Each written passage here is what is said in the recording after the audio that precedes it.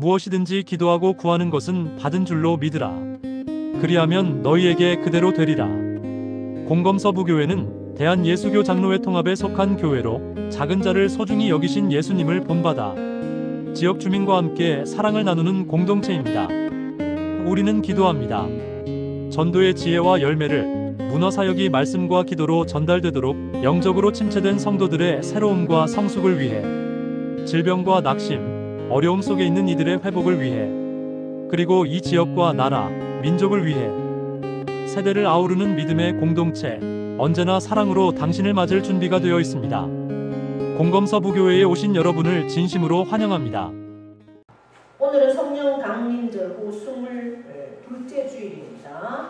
하나님이 찾으시는 예배자, 하나님을 만나는 예배자, 그 주인공이 저와 여러분 될 수 있기를 축복합니다. 참 세월이 빠릅니다. 벌써 다음 주일이 우리가 11월 셋째 주 우리 교단이 공식적으로 드리는 추수감사 주일입니다. 한 해 동안 나를 지켜주시고 함께하시고 인도하신 그 하나님의 은혜를 기억하고 감사하면서 하나님 앞에 최선의 것으로 올려드릴 수 있는 그러한 복된 감사주일이 되기를 바랍니다.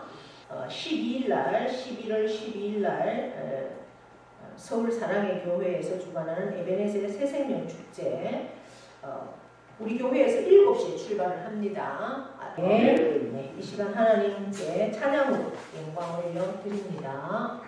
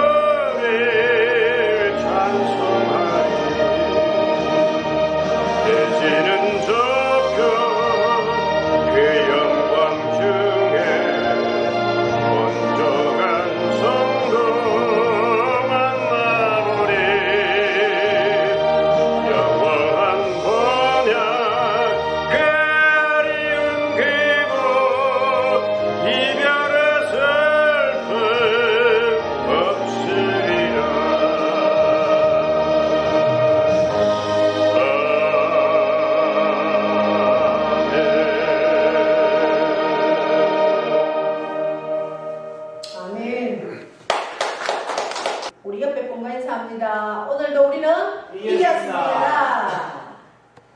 네, 계속해서 느헤미야 10장을 통해서 우리가 은혜 받기를 원합니다. 예루살렘 성벽이 재건되었을 때 백성들은 기뻐했습니다. 그러나 느헤미야는 거기서 멈추지 않았습니다.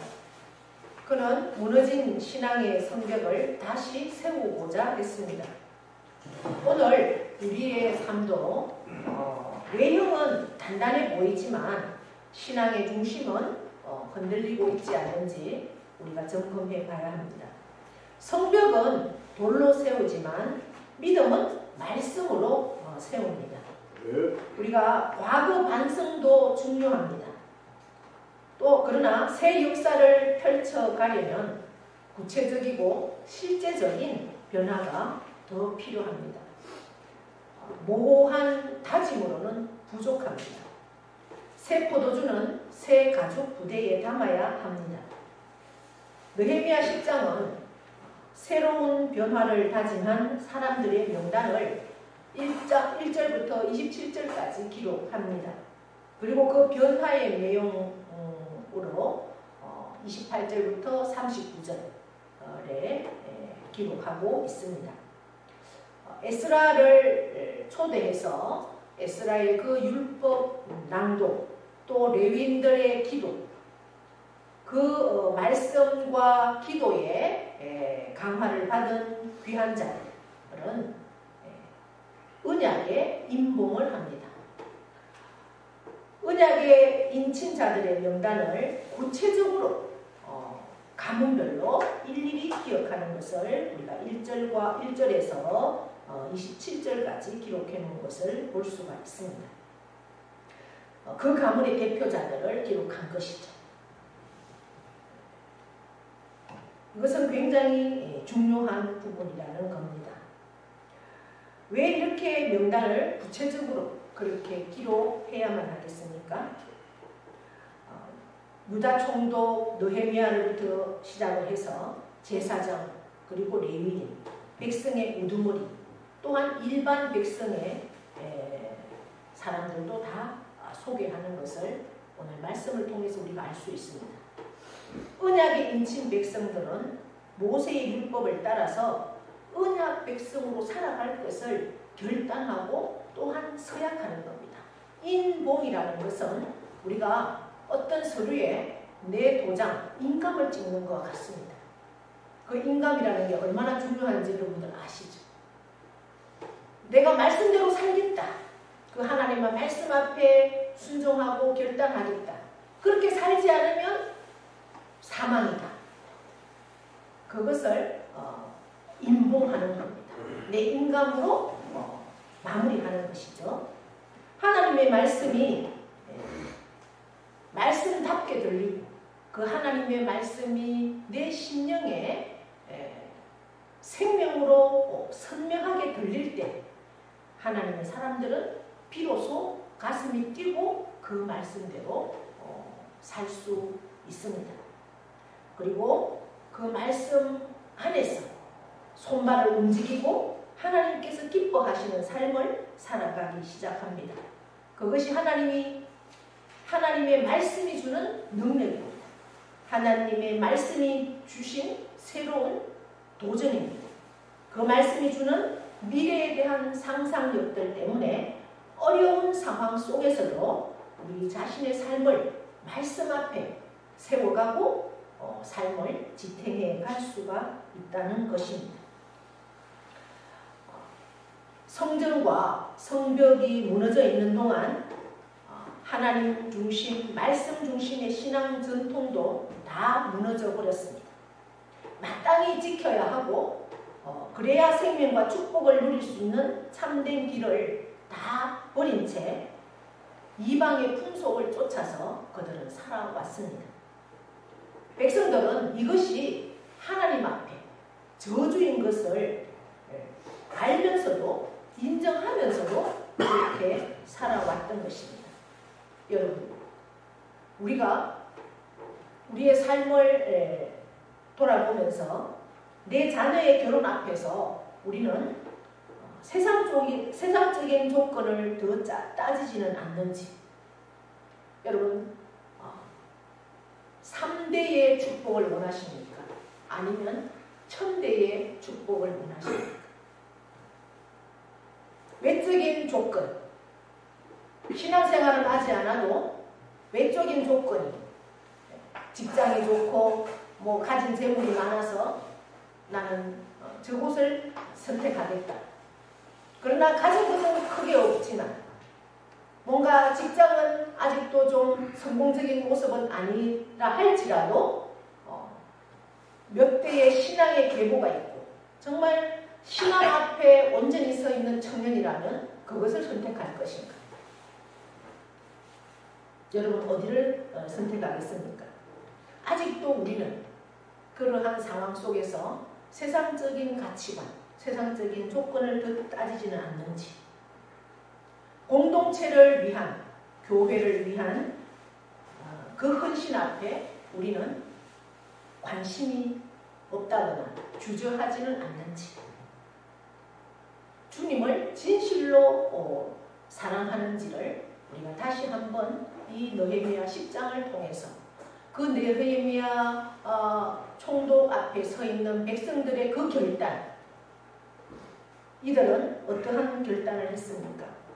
언약 체결에 서명한 사람들의 그 명단들은 나는 이제는 내 삶 앞에 세상적인 가치관으로 볼 때는 손해인 것 같지만 그러나 결단하면서 나아가겠다라는 인감 도장을 찍는 이러한 삶이 저와 여러분의 삶 속에서도 일어날 수 있기를 바랍니다. 우리가 오늘 말씀도 우리가 읽어보면 11조에 대한 말씀이 나옵니다. 레위인들은 특별한 직업이 없습니다. 교회를 돌아보면서 말씀을 가르치는 자들이기 때문에 하나님께서 직업을 가지지 말라고 선언하고, 그러면 이들은 무엇으로 생활을 할 수 있습니까? 백성들의 11조를 통해서 이들은 삶을 유지해 나갈 수 있습니다. 그런데 우리가 이 11조는 구약으로 끝나느냐? 아닙니다. 신약까지 이어지는 예수 그리스도가 나를 위해서 십자가에 죽으시고 부활하시고 내가 천국이 나의 것이라고 우리에게 주어지는 그러한 소망 가운데 있는 하나님이 나의 아버지라고 부르는 그러한 모든 사람에게는 하나님은 11조가를 통해서 목사들의 생활비로 쓰여지도록 마땅히 해야 할 의무라고 선언하고 있습니다.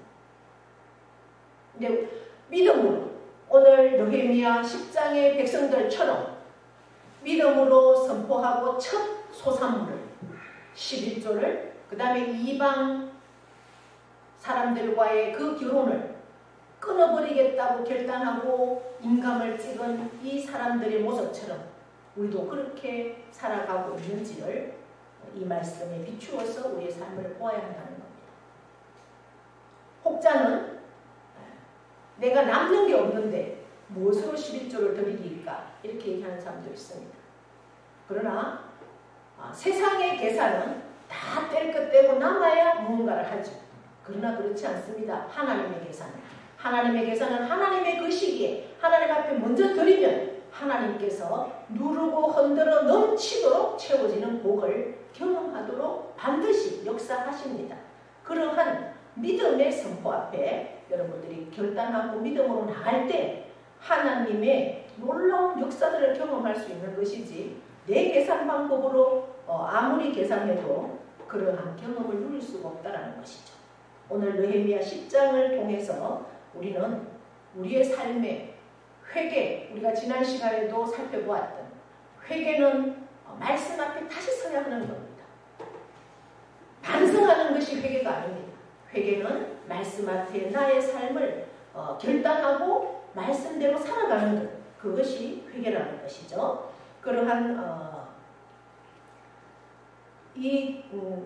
오늘 느헤미야 10장에서는 제사장이나 레위인이나 지도자들만 그렇게 함께 했던 것이 아니라는 거죠. 언약체계 그 인봉을 찍은, 인감을 찍은 사람들의 명단은 일반 백성들도 다 함께 포함되어 있다는 사실을 여러분들이 기억할 수 있기를 바랍니다. 이들이 맹세한 그 내용은 모세의 율법을 따라 모든 계명과 규례와 율례를 지켜 행하는 것이다 라고 오늘 29절에 기록하고 있습니다. 그 중에서 가장 먼저 언급되는 것이 뭡니까? 이방 백성과의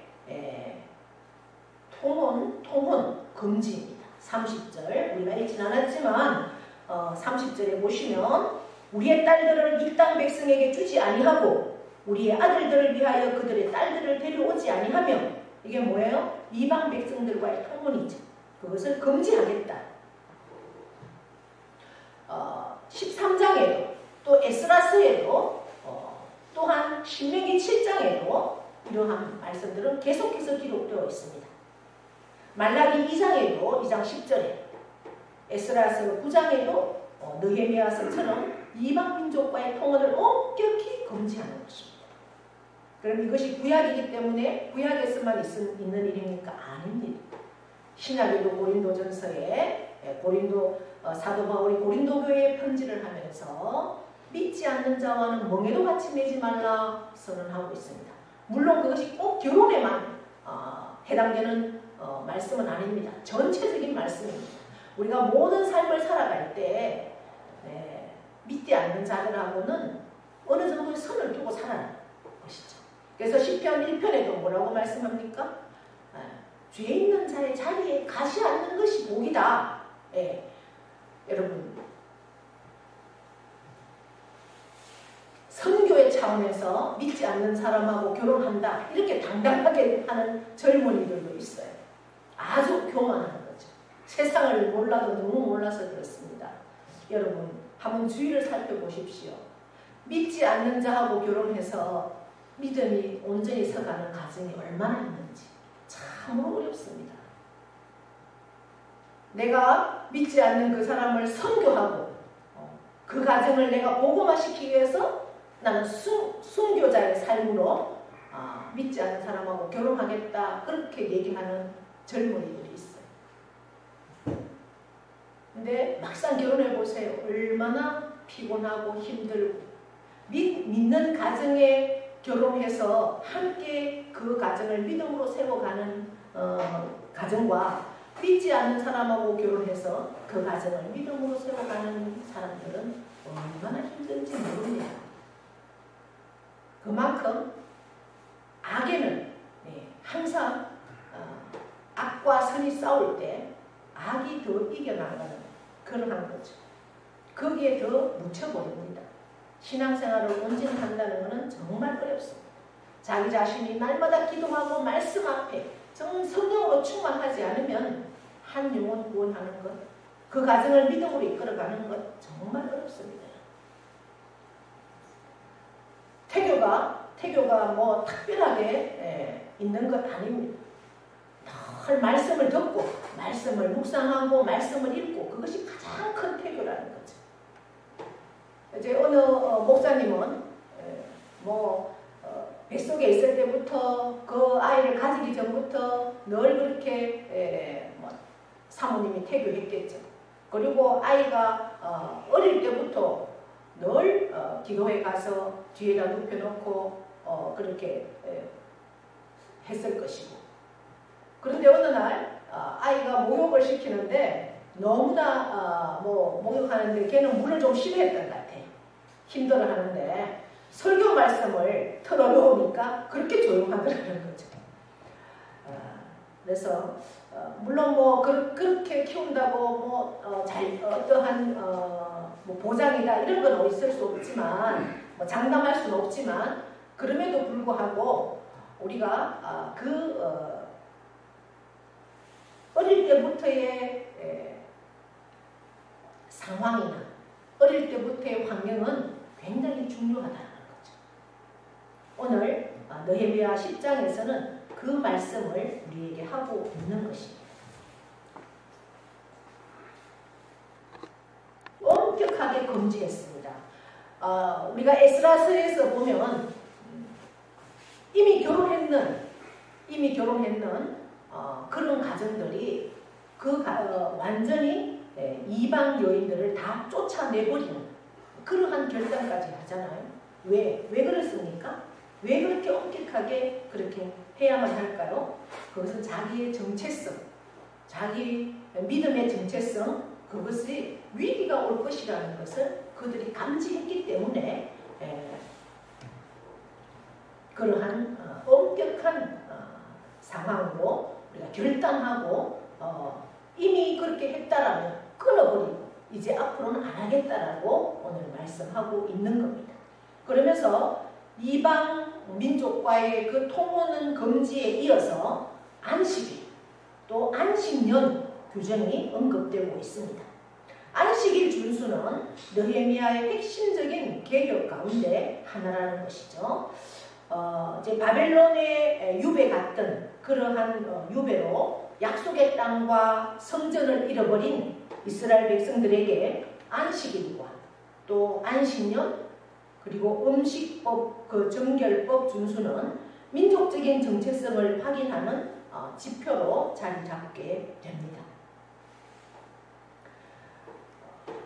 신명기 15장에서도 안식년 규정을 굉장히 인도적인 그러한 관점에서 빚을 탕감해주고 노예 해방의 해로 규정하는 것을 봅니다. 그러니까 안식년이라고 하면 6년 동안 농사를 짓다가 7년째가 되면 원래 노예들에게로 그대로 줄 수 있는 그러한 규정이죠. 땅을 쉬게 하는 것도 그러니까 6년 동안 농사 짓고 7년째는 땅을 다 쉬게 하는 겁니다. 한 해 동안. 계속 농사를 짓는 게 아니고 땅을 쉬게 하고 또 빚을 탕감하는 것 그것을 함께 언급을 하는 것입니다. 오늘 31절에 말씀하고 있죠. 안식일과 안식년 준수에 이어서 성전 유지와 관련된 규정이 맹세의 내용으로 언급이 되고 있습니다. 그래서 귀한 자들은 해마다 3분의 1을 성전세로 내기로 서약을 합니다. 오늘 32절에 우리가 읽었습니다. 이것은 성소를 운영하려면 돈이 필요하잖아요. 교회를 운영하려면 돈이 필요하잖아요. 뭐 그냥 되는 게 어디 있습니까? 그렇기 때문에 이것을 말씀으로 규정을 해놨다는 거죠. 그래서 이것은 이미 출애굽기 30장이나 38장에도 모세 오경의 규정에 속한 거라는 겁니다. 이제 성전세를 33절에 보시면 성전세의 용도를 상세히 우리가 밝히고 있습니다. 진설병과 항상 드리는 소재, 번제, 안식일의 초하루와 정한 절기에 쓸 것, 성물, 이스라엘을 위하여 속죄제와 하나님의 전의 모든 일을 위하여 쓰게 하였고, 그러니까 성전세를 왜 내느냐 그 용도를 상세히 33절에 기록을 하고 있습니다. 그러면서 34절에는 뭐라고 기록을 하고 있습니까? 종족대로 해마다 정한 시기에 나무를 성전에 바쳐라. 나무가 왜 필요할까요? 번제단에 쓸 땔감이죠. 그 번제단을 태울 때 나무가 필요하니까 이 번제단에 사용될 땔감을 위해서 바치도록 규정합니다. 제사 규정 레위기 16장에 6장에 번제단의 불은 어떻게 한다고 되어 있습니까? 항상 꺼지지 않고 있어야 합니다. 그러면 누군가가 그 불을 항상 꺼지지 않도록 살펴야 할 것이고 그 다음에 그 불을 살피는 일은 레위인이나 성전을 돌보는 사람들이 할 수 있다고 칩시다. 그러면 그 땔감은 조달이 되어야 하지 않겠습니까? 그거는 너희 백성들이 해라 이렇게 규정을 하고 있는 것입니다. 그러면서 가문별로 돌아가면서 이제 담당을 해라 이렇게 오늘 구체적으로 설명을 하고 있죠. 규정을 하고 있습니다. 그러면서 35절과 36절에는 토지 소산의 만물과 가축의 초태생을 성전에 바치라. 이 부분도 토지 소산의 만물 우리가 규정은 모세 오경 여러 군데에서 언급이 되어 있습니다. 출애굽기 23장, 34장, 신명기 26장. 왜 토지 만물의 소산을 하나님 앞에 바치라고 합니까? 땅의 소유권이 하나님께 있다는 것을 인정한다는 겁니다. 이 땅이 지금 나의 소유로 내가 붙이고 있지만 원래 이 땅의 소유권은 하나님 것이다 라는 것을 인정하는 것으로 만물을 하나님 앞에 드리는 겁니다.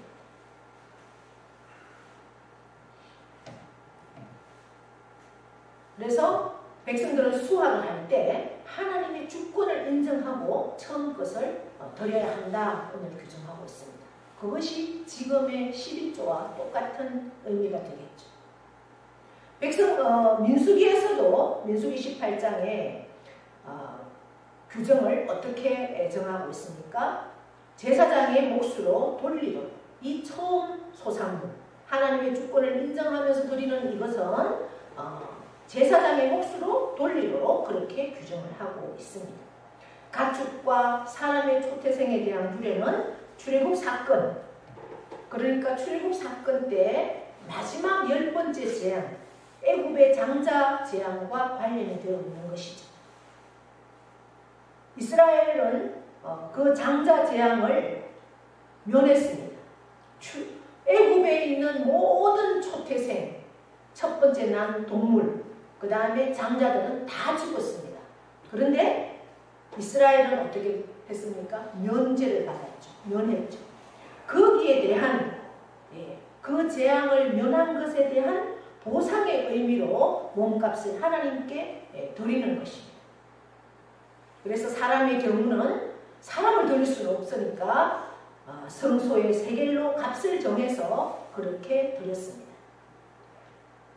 이제 마지막 서약은 37절로 38절에 제사장과 레위인을 위해서 정기적으로 무엇을 바치라고 합니까? 11조를 바치라는 것입니다. 오경의 11조 규례에 의하면 백성들이 드린 11조는 레위인의 몫입니다. 레위인들의 11조는 제사장의 몫으로 돌려야 한다. 민수기 18장에 그렇게 기록하고 있습니다. 이제 귀한 공동체에게 성전 유지도 해야 되고 또 관리도 중요합니다. 그래서 그러한 문제들 앞에 그들이 결단이 필요했다는 말씀합니다. 그래서 공동체가 정착하기 위해서는 성전 예배가 필수적이었고 이를 수행하는 교회 그 종사자들의 생계가 보장되어야 했기 때문에 그들은 서약 내용에 그들의 마음을 담아서 거룩한 공동체는 하나님 중심, 예배 중심의 삶, 율법을 지켜 행하는 것으로 이루어지기 때문에 오늘 39절의 마지막 한번 함께 읽어볼까요? 그리하여 오늘 말씀 제목과 같습니다. 그리하여 우리가 우리 하나님의 전을 버려두지 아니하리라. 이것이 결단입니다. 유다 백성이 이제 다짐한 변화는 하나님과의 관계 회복을 토대로 그 유다 사회의 경제, 사회 질서 전반을 새롭게 하겠다는 그러한 결단이었습니다. 느헤미야는 원래 율법에 규정되어 있었지만 제대로 시행되지 못한 율법에는 규정되어 있는 모든 것들이 시행되지 않고 있던 것들에 대해서 이제 규정을 정하고 강화하고 이제는 백성들이 결단하고 그렇게 살 수 있도록 한 것입니다. 이 말씀 앞에 그들이 말씀 앞에 우리가 9장에서 철저하게 회개하고 다시 결단하면서 이 일은 이루어지는 겁니다. 말씀이 내 심령 앞에 없고 하나님과의 관계가 아무런 나의 중심이 되지 않을 때는 이러한 삶을 살 수 없다는 거죠. 느헤미야는 이러한 제도절을 강화하면서 기본을 중요하게 여길 때 견실한 공동체가 세워지는 것을 오늘 말씀을 통해서 우리가 봅니다. 저와 여러분의 삶도 이러한 견실한 삶으로 그래서 우리가 말씀 앞에 온전히 그 말씀을 중요하게 여기고 말씀대로 살아갈 때 우리의 공동체도 온전히 세워지는 그런 역사들을 경험하고 그렇게 세워지기를 바랍니다. 오늘 28절로 29절 말씀을 요약을 하겠습니다. 28절로 29절에는 공동체적인 언약을 하는 겁니다. 모든 백성이 함께 말씀에 순종하기로 결단을 합니다. 생명을 건 헌신을 그렇게 맹세합니다. 말씀, 하나님의 말씀은 나 개인의 것이 넘어서 나 개인을 넘어서 나 개인이 하나님 말씀 앞에 설 때 나 개인을 넘어서 공동체를 세워가는 그러한 것이라는 거죠. 또 30절로 31절에 보면 거룩한 삶을 구별하고 있습니다. 어떻게 내 삶을 구별되게 하나님 앞에 드리겠다 결단합니까? 이방인과의 혼인을 금하고 안식일과 안식년을 지키겠다. 그리고 세상과 구별된 삶으로 하나님 백성의 정체성으로 살아가겠다. 그렇게 결단합니다. 이제 32절에서 39절에는 그러면 나의 삶을 어떻게 헌신하겠느냐? 성전을 위한 헌신을 하겠다. 성전의 제사, 성전의 운영, 그러한 것들을 그렇게 교회가 성전이 운영되려고 하면 물질적인 그러한 부분이 필요하지 않습니까? 그 물질적 지원을 내가 책임지겠다. 이렇게 결단하는 겁니다. 그러면서 어떠한 고백을 합니까? 오늘 말씀의 제목처럼 하나님의 전을 그대로 버려두지 아니하겠다. 이러한 결단을 하는 겁니다. 내가 교회의 구성원으로 하나님 나라의 공동체로 지체로 하나님의 나라를 세워가면서 그저 내 한번 왔다 갔다 하는 것으로 끝나는 것이 아니라 믿음으로 하나님의 전을 세워가겠다. 그러한 고백, 그러한 결단, 이것이 하나님 중심의 삶을 향한 결단이라는 거죠. 이 결단 앞에 느헤미야 백성들은 결단하고 그렇게 살아나감으로 하나님의 놀라운 복들을 경험하는 그러한 삶을 그들이 살아가는 것입니다. 하나님은 분명히 말씀하셨죠. 하나님을 믿지 않는 자들은 3, 4대에 복을 받는다 할지라도 3, 4대다. 그러나 하나님 앞에 믿음으로 살아가는 결단의 삶들은 천대의 은혜를 주신다. 그렇게 말씀하는 겁니다. 오늘 우리의 삶에 이 말씀을 어떻게 새길 것입니까? 우리 자신 앞에, 우리 자신을 말씀 앞에 어떻게 결단을 하겠습니까? 나는 공동체와 함께 하나님과 하나님 앞에 하나님께 헌신하고 있는가? 내 삶의 중심에 하나님의 전이 있는가? 이 신약에서는 우리가 하나님의 전입니다. 너희 지체가 우리의 몸이 성령을 모신 하나님의 전이다 라고 말씀하죠. 내 삶의 중심에 하나님의 전이 있다라면 하나님의 몸된 교회, 예수 그리스도가 이 교회의 머리가 되십니다. 이 교회를 우리가 버려두고 있지는 않는지, 교회와 예배 사역을 정말 내 일로 여기고 있는가? 우리는 더 깊은 헌신과 더 분명한 결단이 필요합니다. 느헤미야의 그 백성들처럼 하나님 앞에 다시 서서 고백합시다. 하나님의 전을 버려두지 아니하리라. 우리 함께 결단하며 고백하겠습니다. 하나님의 전을 버려두지 아니하리라. 이 고백이 우리의 삶의 방향이 되기를 소망합니다. 이 고백이 우리의 삶의, 저와 여러분의 삶의 방향이 되기를 축복합니다. 우리가 말씀을 듣고 결단하지 않는 사람은 하나님 앞에 반드시 설 그때를 기억하면서 나의 헌신과 결단 앞에 참으로 하나님이 기뻐하는 하나님 나라를 세워가는 저와 여러분이 다 될 수 있기를 축복합니다. 하나님 아버지, 오늘도 우리를 말씀 앞에 세워주셔서 감사합니다. 나는 말씀 앞에서 어떤 결단을 하고 있습니까? 공동체와 함께 하나님께 헌신하고 있습니까? 내 삶의 중심에 하나님의 전이 있습니까? 교회와 예배, 사역을 위해서 참으로 나는 어떠한 마음과 어떠한 정성으로 나아가고 있습니까? 이 모든 교회 사역을 내 일로 여기고 있습니까? 오늘 말씀 앞에 더 깊은 헌신을, 더 깊은 결단을 하나님 허락하여 주시고 하나님 앞에 다시 서서 고백합니다. 하나님의 전을 버려두지 아니하리라. 나의 삶의 방향이 되기를 원합니다. 주님 도와주시고 함께하여 주시옵소서. 감사드리며 예수님의 이름으로 기도드리옵나이다. 아멘. 이제는 우리 주 예수 그리스도의 은혜와 하나님 아버지의 크고도 영원하신 사랑하심과 성령님의 교통 위로하심의 역사가 오늘 말씀 앞에서 우리는 더 깊은 헌신과 더 분명한 결단을 하나님 앞에 드립니다.